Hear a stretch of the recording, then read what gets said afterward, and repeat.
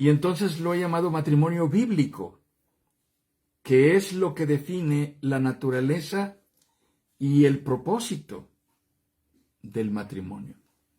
La naturaleza y el propósito del vínculo conyugal. Acabamos de leer la palabra de Dios en Génesis capítulo 1, de los versículos 26 al 28. Y quiero que hagamos un repaso rápido de estos cuantos versículos brevemente, porque quiero que podamos notar de qué manera el propósito de Dios está determinado antes de la acción de crear al ser humano. Observemos cómo dice, estoy leyendo la nueva versión internacional. Y dijo, hagamos al ser humano a nuestra imagen y semejanza, que tenga dominio sobre los peces del mar y sobre las aves del cielo, sobre los animales domésticos, sobre los animales salvajes y sobre todos los reptiles que se arrastran por el suelo. Y Dios creó al ser humano a su imagen. Lo creó a imagen de Dios. Hombre y mujer los creó. Y los bendijo con estas palabras: sean fructíferos y multiplíquense, llenen la tierra y sométanla, dominen a los peces del mar y a las aves del cielo y a todos los reptiles que se arrastran por el suelo. Génesis 1:26 al 28. Hay dos cosas que quiero destacar. El propósito de Dios estaba determinado para la creación del hombre desde antes del acto mismo de la creación. Antes de crear, Dios ya tenía en mente para qué crear al hombre. Y el segundo aspecto es que el hombre no es creado en la singularidad. Atento. El hombre es creado en el reconocimiento de una dignidad idéntica entre dos géneros, que son hombre y mujer, ambos hechos idénticamente a la imagen de Dios. ¿Por qué es importante destacar esto? Es importante destacar esto porque la naturaleza y el propósito del matrimonio, bíblicamente hablando, está determinado por estos, que son los factores establecidos por Dios. No puede haber matrimonio más que entre iguales, entre personas con la misma dignidad. Nadie debe casarse con alguien a quien considera inferior a sí mismo. Nadie debiera considerar que la persona con la que se está casando merece que se case con ella porque le está haciendo un favor. Nos casamos con alguien de quien estamos orgullosos, o a quien queremos honrar y reconocer, a quien estimamos como a nuestra propia vida o por encima de nuestra propia vida. ¿Ven cómo la naturaleza del vínculo está determinada por la manera en que Dios decidió crear bajo estas condiciones de naturaleza y propósito establecidas por Dios? ¿Cuál es entonces la naturaleza del matrimonio? ¿Qué tipo de relación es esta? ¿Qué implica? ¿Qué significa el matrimonio? Bien, el matrimonio es un vínculo que ciertamente nace del apego emocional, del amor, entre un hombre y una mujer. Bíblicamente hablando, el matrimonio es así, entre un hombre y una mujer, y que se consolida en el compromiso de una alianza sagrada. El matrimonio no se construye sobre solo el amor. El matrimonio se construye sobre el amor que deriva en la consolidación de un vínculo sagrado, el compromiso de una alianza sagrada que tiene como principal objeto, el objeto social del matrimonio, es el cumplimiento de los propósitos de Dios. Cuidado, porque aquí le hemos agregado muchos que creemos son los verdaderos propósitos del matrimonio. Por ejemplo, lo que todo el mundo responde: se casaron para ser felices, se casaron para estar juntos toda la vida, se casaron para ser el uno ayuda del otro, se casaron para complementarse porque eran la media naranja, se casaron. Tantas ideas que circulan alrededor del matrimonio, pero no es así en realidad. Bíblicamente hablando, es mucho más simple que eso. Las personas se casan porque esto es el orden de Dios. La naturaleza del matrimonio responde al orden de Dios. Hemos hablado de vínculo, hemos hablado de alianza sagrada. ¿En qué se revela la naturaleza del matrimonio como alianza sagrada? ¿En dónde queda expuesto, demostrado? En todos los condicionamientos que Dios establece para el vínculo conyugal. A lo largo de toda la Biblia, algo que es una especie de signo característico del matrimonio bíblico es que es irrevocable. Es decir, no puedes renunciar a él. No puedes decir solamente: ¿saben qué? Para en el mundo que me quiero bajar. En segundo lugar, es imprescriptible. No tiene un plazo de duración. No te casas por 3 meses o por 3 años o por 30 años. No es imprescriptible, es imprescriptible. No hay prescripción en el matrimonio. Prescripción es el establecimiento de un plazo para algo, la duración de un contrato. Ya hay países que están considerando los matrimonios por contrato, de término, de fecha. Es además indisoluble. Indisoluble quiere decir que no se puede disolver. No te puedes deshacer del vínculo conyugal. Indisoluble por orden de Dios. Y eso implica necesariamente que es vitalicio para toda la vida. Te casaste y permanecerás casado conforme al matrimonio bíblico para toda la vida. ¿Por qué es así?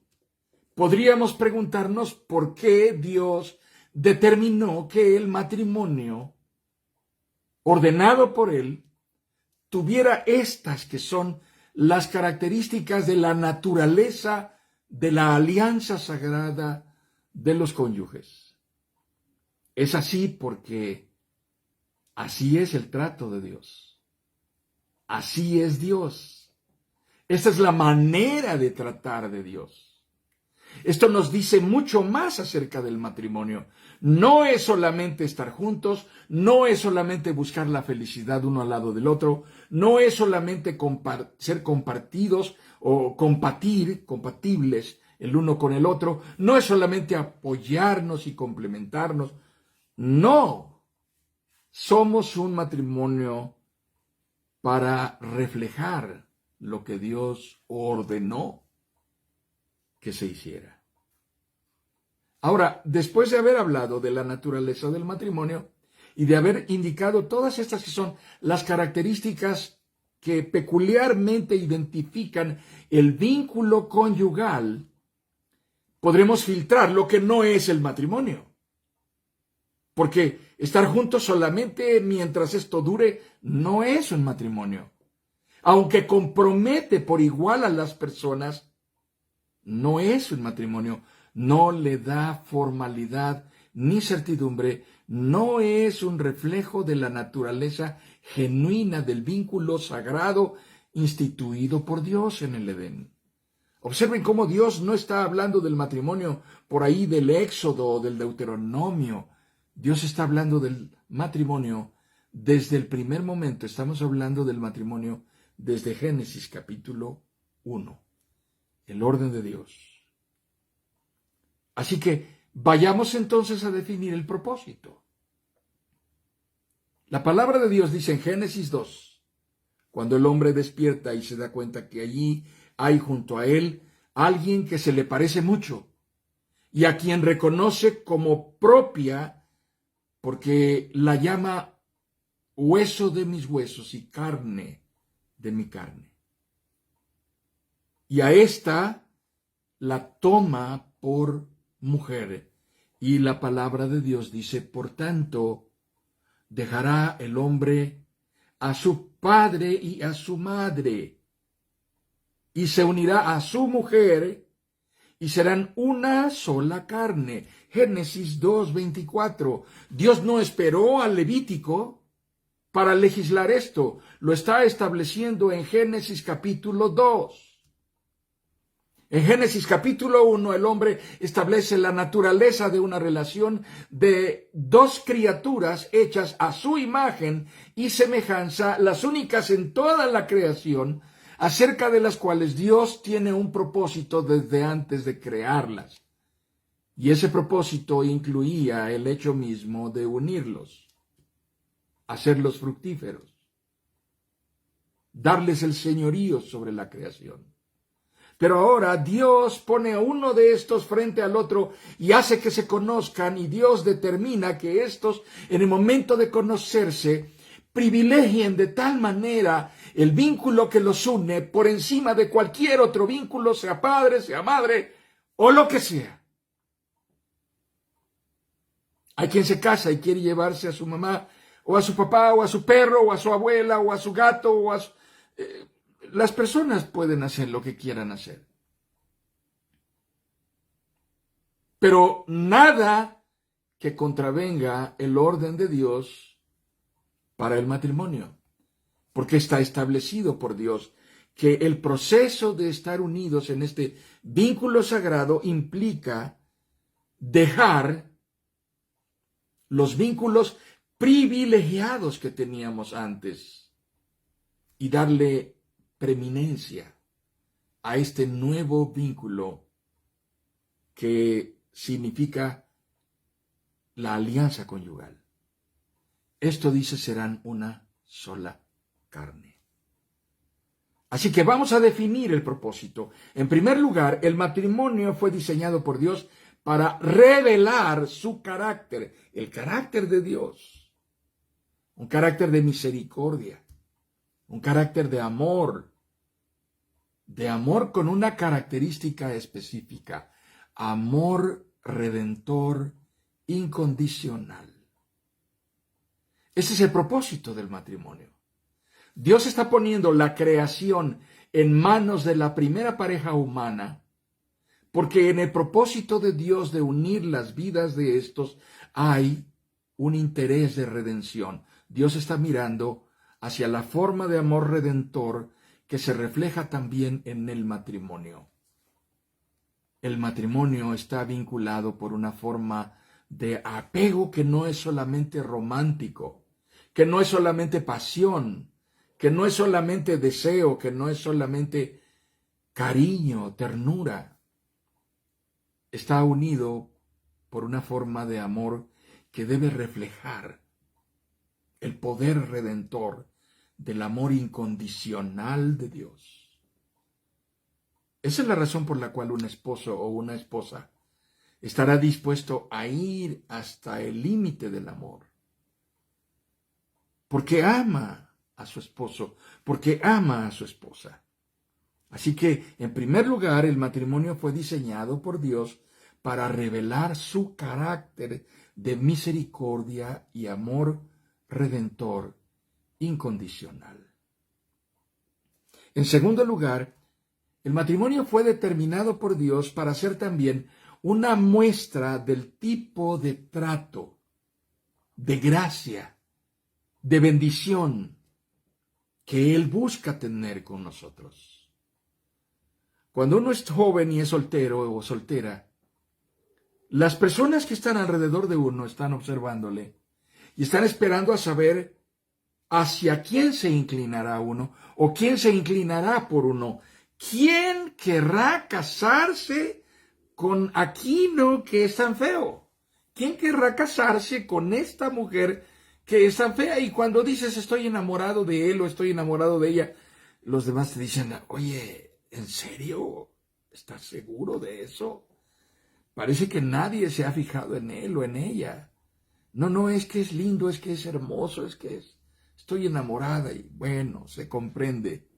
No tiene la capacidad objetiva de mirar los defectos porque el amor romántico nubla nuestra capacidad objetiva de análisis. No vemos las cosas como son, las dibujamos como queremos que sean. Así que el amor que se muestra en el matrimonio está determinado como parte de un proceso que refleja el tipo de trato al cual Dios quiere guiarnos. Es un tipo de gracia. En el enamoramiento hay gracia para con el otro. Gracia es regalo, es lo que te das, es lo que das, espontáneamente. Tal vez alguien aquí entre nosotros se ha enamorado de alguien que no le correspondió. Ahí está la gracia mostrada. Es doloroso que te des como regalo a alguien que no está interesado en ti. Bien, lo idóneo es que ambos estén en la misma actitud y disposición de darse el uno al otro, y esto es una revelación del tipo de trato al que Dios nos ha llamado. Y en tercer lugar, el propósito del matrimonio es ser una expresión del orden de Dios, del orden, del gobierno, de la autoridad de Dios en el mundo. Dios construyó y constituyó el matrimonio en Génesis capítulo 1 para gobernar, para poner orden, para administrar, para poseer, para ejercer dominio, para asumir la potestad de señorear en nombre de Él. Esto hizo Dios. Y lo hizo porque ese es el propósito con el cual Dios estableció el matrimonio. Con ese propósito Dios estableció el matrimonio. Observemos pues entonces que en todo esto está revelado claramente el propósito. Ya hablamos de la naturaleza y ya hablamos del propósito. Ahora quiero ir un poco más allá. Quiero ampliar algunos de estos conceptos. Entrar en el vínculo conyugal, entrar en el matrimonio, es honrar a Dios al obedecer el orden establecido por Él. Honrar a Dios obedeciendo el orden que Dios estableció.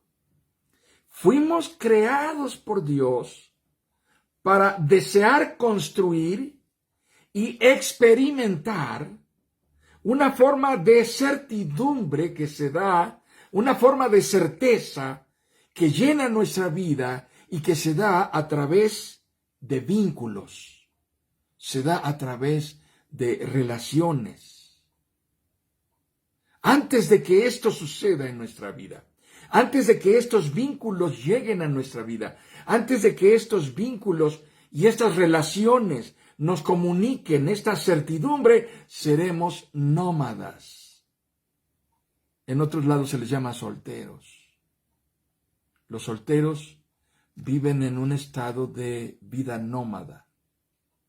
Pasan su vida recorriendo el mundo, mirando por aquí y por allá. ¿Se acuerdan a qué se dedicaban los nómadas? Se pasaban la vida buscando huellas. Andaban de caza y pepenaban frutas. No cultivaban, no sembraban, no construían casas, no construían ciudades. Eran nómadas. Iban de un lado para otro. Uno es nómada mientras no encuentre a aquel o a aquella que le haga decir, aquí me quiero quedar, aquí quiero vivir, aquí quiero morir, decido pertenecer aquí y nadie me va a hacer irme de aquí. Así que este anhelo por certidumbre, esta búsqueda de certeza interior, es lo que nos empuja a construir vínculos que tienen 4 características. Vínculos caracterizados con estos signos. En primer lugar, son vínculos significativos. O sea, están comunicándonos cosas reales. Significativos porque estando allí te dicen, aquí te queremos, aquí eres bienvenido, aquí te sientes bien, aquí queremos que te quedes. Eso es muy significativo.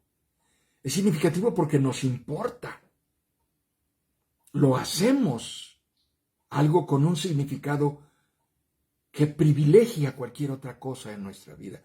Por encima de cualquier otra cosa, esto está delante de nosotros y nos da sensación de certeza, de pertenencia, de permanencia. Así que en primer lugar, esta forma de certidumbre se comunica a través de vínculos significativos. En segundo lugar, son vínculos trascendentes. Van más allá de lo que podemos imaginarnos. Mi esposa y yo nos conocimos y después de 6 meses de ser amigos nos hicimos novios y después de 11 meses de ser novios nos casamos. Y cuando nos casamos nos fuimos a la aventura de terminar el seminario y juntos estuvimos en la Ciudad de México estudiando. Nunca nos imaginamos que 41 años y más de casados después tendríamos nietos y tendríamos hijos que viven lejos de nosotros. ¿Cuán trascendente puede ser la unión conyugal? ¿A cuántas vidas puede impactar y alcanzar y afectar y bendecir y privilegiar? ¿Cuánta certidumbre puede comunicar por generaciones? Es trascendente, porque los nietos dicen, yo quisiera encontrar a una persona con la cual vivir el resto de mi vida como mis abuelitos. Tal vez no es lo que pasó con sus padres lo que lo impacta, es lo que pasó con sus abuelos y todavía lo admira y aprecia y dice, así quisiera que me pasara a mí. ¿Ven la trascendencia? ¿Cómo impacta por generaciones? No podemos calcular sus alcances. ¿Saben cuándo se va a perder el apellido que ustedes tienen? ¿Cuándo dejará de haber alguien que tenga su apellido? La sangre que ustedes están transmitiendo por generaciones a quienes vienen después de ustedes. Así que son vínculos trascendentes. Hay una tercera característica, son vínculos transformadores. Cambian la vida. Nadie puede esperar, nadie puede vivir con la expectativa de seguir su propia vida individual después de casarse. Intenta continuar comportándote como soltero. Intenta continuar comportándote como soltera y alguien te va a decir, ¿qué pasó? ¿Ya te casaste? ¿Por qué no das evidencias? ¿Por qué no les dices a todos que ya estás casado o que ya estás casada?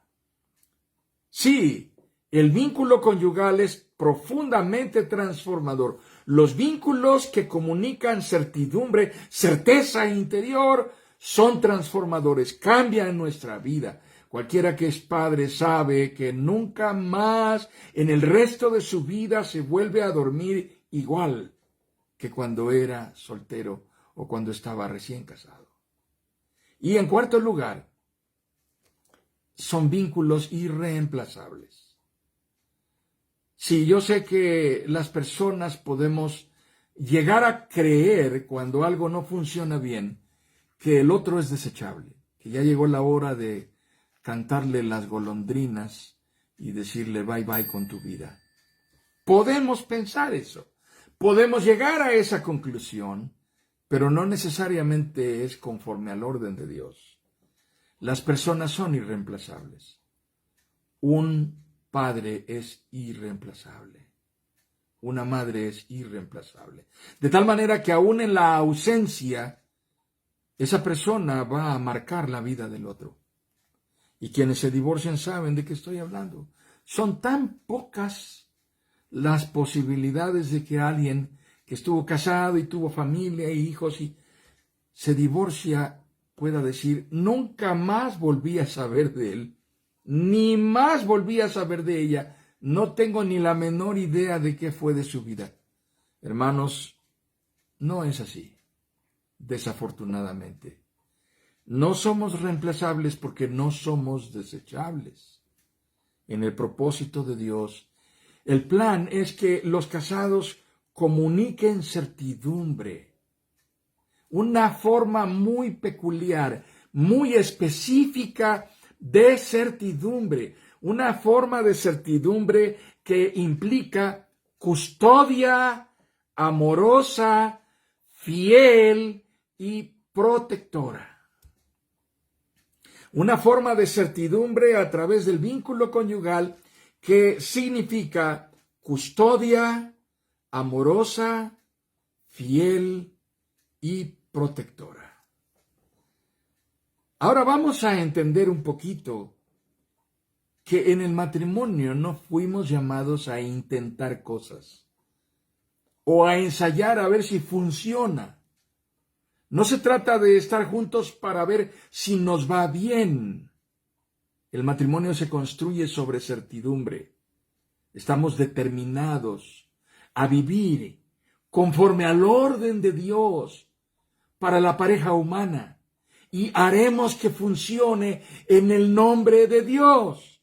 Y el orden de Dios funciona. Vivir en el orden de Dios trae bendición añadida. Dios bendice a quienes honran su orden. Así que vamos a hablar un poquito de la custodia de la cual nos hemos referido. Hablamos de custodia amorosa, fiel y protectora.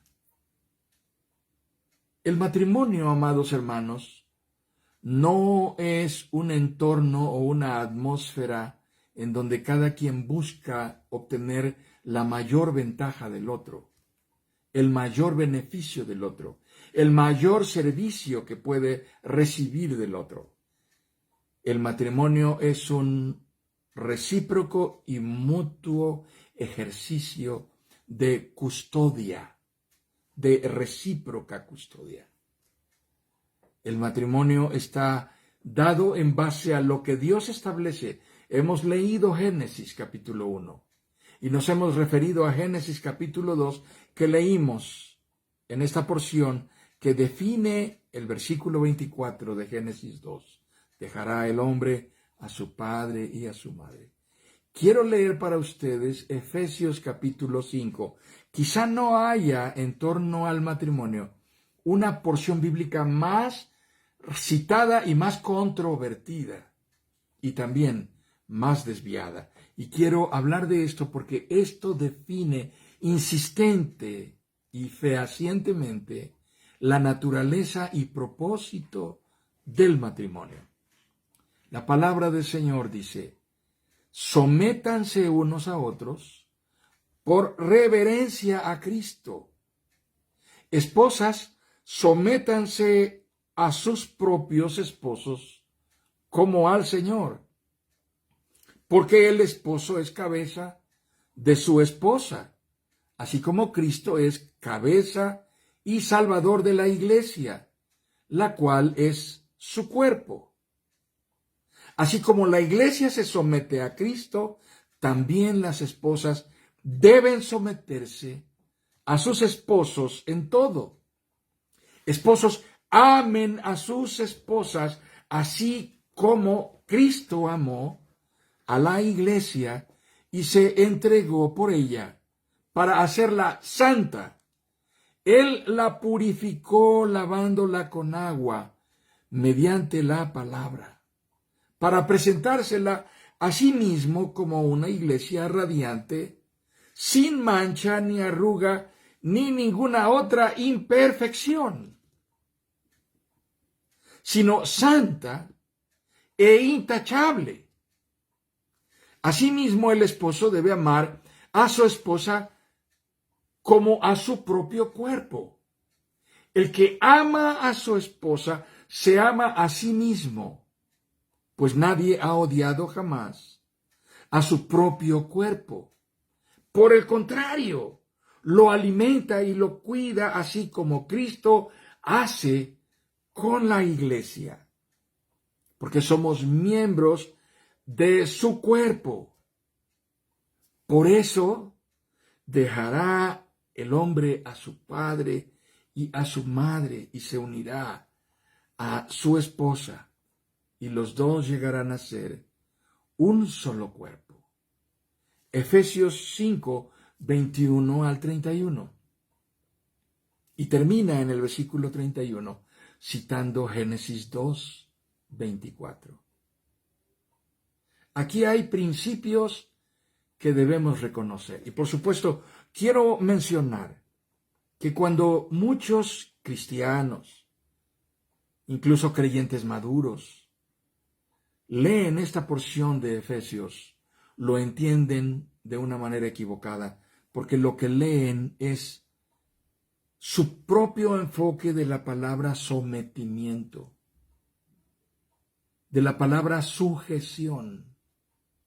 Y a veces la manera en que definimos y entendemos el sometimiento y la sujeción parece ser algo lesivo, algo hiriente, algo indignante. Así que si en este momento yo les preguntara, ¿cuántas esposas están sujetas a su esposo? Algunas de ustedes espontáneamente levantarían la mano enérgicamente y dirían, yo.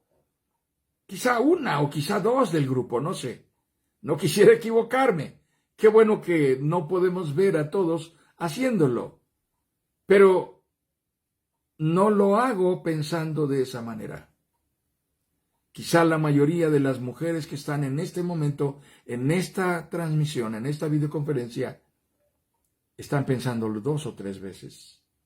Y algunas de ellas por razones justificadas, pensando interiormente, yo estaría necesariamente loca para poder dejar que mi marido sea mi cabeza.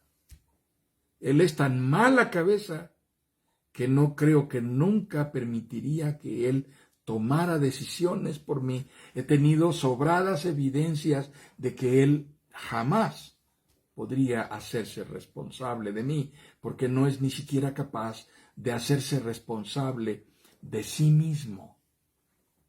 Oh, qué fuerte puede sonar eso. Sé que eso puede sonar muy fuerte, muy confrontador. Pero esa es la verdad que está en el fondo cuando leemos esta porción de la palabra y nos negamos a hacer lo que dice aquí porque nos parece indignante. Ahora comiencen a entender conmigo lo que dice el apóstol Pablo en Efesios capítulo 5 a partir del versículo 21, porque la clave, la llave de la interpretación de todo lo demás que leímos, la llave está en esta afirmación del versículo 21. Sin el versículo 21 todo lo demás se tuerce, todo lo demás se tergiversa. Sin el versículo 21 todo lo demás se desvirtúa. Y el versículo 21 dice, sométanse unos a otros por reverencia a Cristo. A eso lo aclara todo. Eso le da sentido a todo lo demás. Se trata de un acto recíproco de mutua custodia. Es un acto recíproco de mutua y espontánea sujeción. Es un acto recíproco que quiere decir que tanto ella como él actúan asumiendo y ejerciendo una custodia sobre el otro que se caracteriza por ser custodia amorosa, fiel y protectora. De eso se trata entonces. Y se hace en reverencia a Cristo. Amo tanto a Cristo que tengo que ejercer esta forma de custodia sobre mi esposa, sobre mi esposo. Amo tanto a Cristo y quiero honrar tanto y de tal manera a Cristo que estoy dispuesto a permitir y disfrutar que mi esposa o mi esposo ejerza sobre mí esta forma de custodia amorosa, fiel y protectora. No tengo nada en contra de que lo haga. Así que quiero mencionar 4 principios que son clave en la mutua y recíproca custodia amorosa, fiel y protectora. 4 principios. El primero de ellos es el principio de la mutua pertenencia. Tienes que cuidar lo que es tuyo. Nadie nació para cuidar lo ajeno. Tienes que cuidar lo que es tuyo. Así que cuidas a tu esposa, proteges a tu esposa, proteges y cuidas a tu esposo, resguardas las espaldas de tu esposa y de tu esposo. El matrimonio es demandante de una forma de relación de certeza y fidelidad. No tienes nada que cuidarle a la vecina. Todo lo que tienes que cuidar está en tu esposa. Todo lo que tienes que cuidar está en tu esposo. Así que mantén la vista puesta allí. Mantén tu corazón puesto allí. Mantén tu pensamiento puesto allí. Se trata de un principio de mutua pertenencia. Eres suyo, le perteneces y ella te pertenece a ti. El apóstol Pablo dice, escribiendo a los Corintios, ¿no saben que no son de ustedes mismos? Porque la esposa tiene potestad sobre el esposo y el esposo tiene potestad sobre la esposa. Así que no se nieguen el uno al otro. Y no se nieguen el uno al otro no quiere decir, no, hoy no.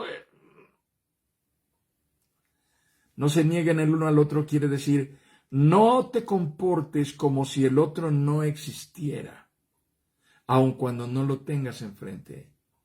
No envíes las señales equivocadas donde quiera que andes, haciendo creer a los demás que no estás atado a nadie, cuando en realidad, ante los ojos de Dios, perteneces a alguien. No te comportes como un perro callejero sin dueño, perdido que anda mirando en cada esquina para dónde ir porque no encuentra su casa. Imaginemos que este principio de la mutua pertenencia está determinado por Dios como parte de este orden de mutua custodia, custodia amorosa, fiel y protectora. Vamos al segundo principio. El segundo principio es el principio de la espontánea sujeción. Cuando estamos enamorados, lo que le estamos diciendo a la otra persona a través de cada acto es, me interesas, me importas, quiero quedarme a tu lado. Quiero pasar cada vez más tiempo contigo. Nos bañamos para eso, nos perfumamos para eso, nos peinamos para eso, compramos y gastamos dinero en cosas que usamos para impresionar a la otra persona como parte del cortejo que le dice, quiero estar contigo, quiero ser tuyo. El principio de la espontánea sujeción es que no hay individualidades. No vivo para mí mismo. No hay individualidades que sirvan para hacer prevalecer el vínculo del matrimonio. Dejará el hombre a su padre y a su madre y se unirá a su mujer y serán una sola carne. Quiere decir que no puedes solamente pensar en lo que te toca comer a ti hoy y dejar al otro con hambre. Eres una sola carne. La mitad de tu estómago está allá. La mitad de tu satisfacción emocional, la mitad de tu gratificación afectiva, la mitad de tu placer está allá. No puedes pensar solamente en ti. Es el principio de la espontánea sujeción. Te debes al otro. En tercer lugar está el principio del apego en lealtad. el enamoramiento queda completamente superado, rebasado con mucho, una vez que nos casamos. De hecho, hermanos, tal vez ustedes no lo sepan, pero en la consulta pastoral, particularmente de los que tienen alrededor de 6 meses a un año de casados, en la consulta pastoral lo que más frecuentemente se escucha es a esposas que dicen: yo no sé qué pasó con nuestro matrimonio. Yo creí que cuando nos casaríamos seríamos el eterno par de enamorados, porque tuvimos tanto tiempo de novios y éramos una pareja de enamorados que podía pasar horas y horas y horas hablando. Ahora él llega del trabajo y no hace más que poner la cabeza en la almohada y haga de cuenta que le dieron un palo en la cabeza. Queda completamente en shock, hasta ronca por varias partes. Yo no sé qué le pasa. Vivo el trauma del abandono, ya no hablamos, no tenemos tiempo para estar juntos, porque el enamoramiento queda completamente rebasado. Y lo que da lugar es al afecto determinado, al afecto que nace de la decisión de permanecer allí.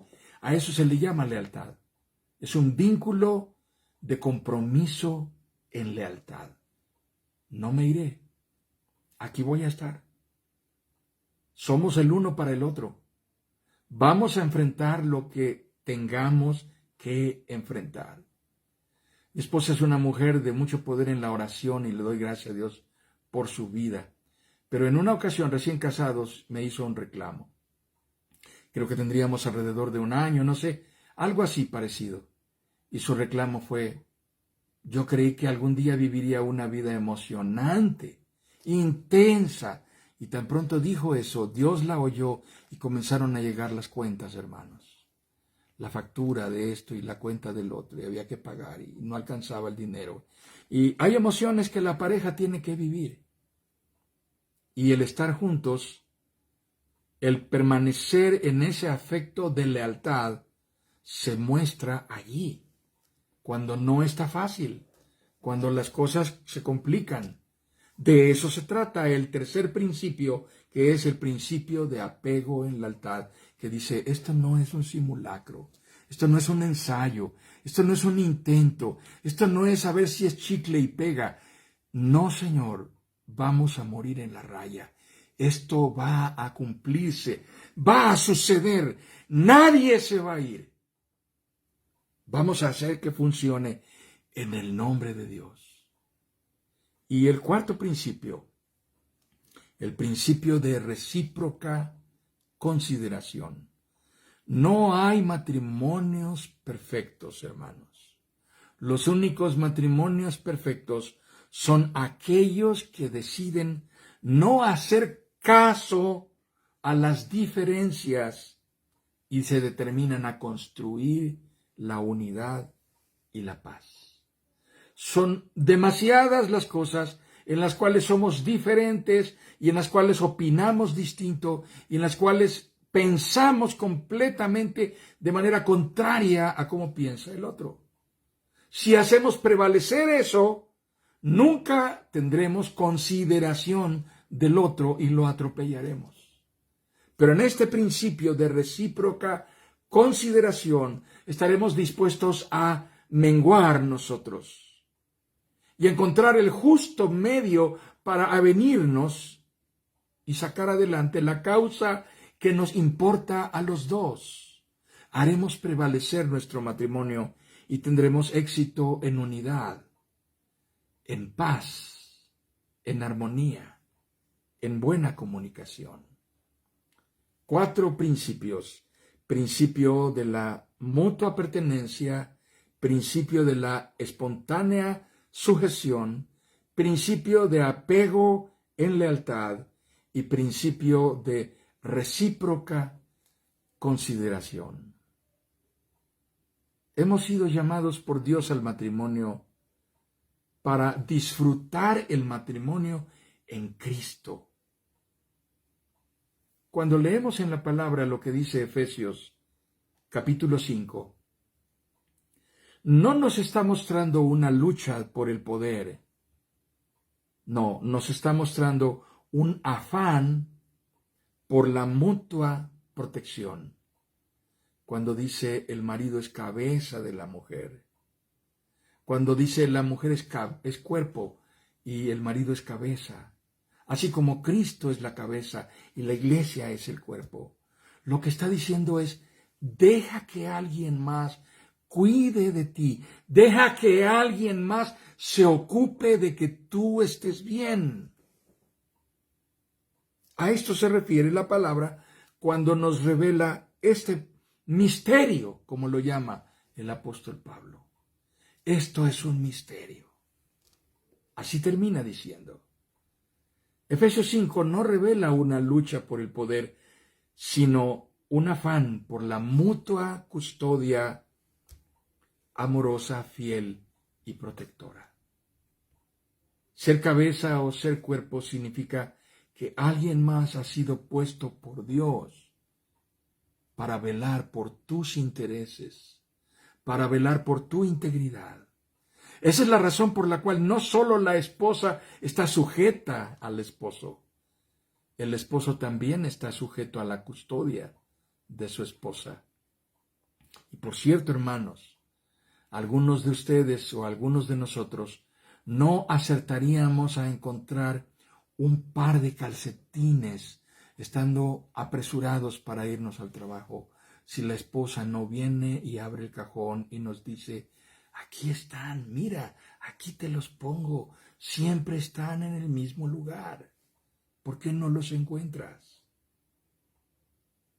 Ser cabeza o ser cuerpo significa deja que se cumpla el orden de Dios que está diseñado para que alguien más ejerza sobre ti custodia. Seas el esposo o seas la esposa, alguien que es tu cónyuge fue puesto por Dios para velar por ti. Construyamos un vínculo que no se termine, sino que se consolide, que se fortalezca cuando llegue el tiempo de las aflicciones. Y créanme que va a llegar.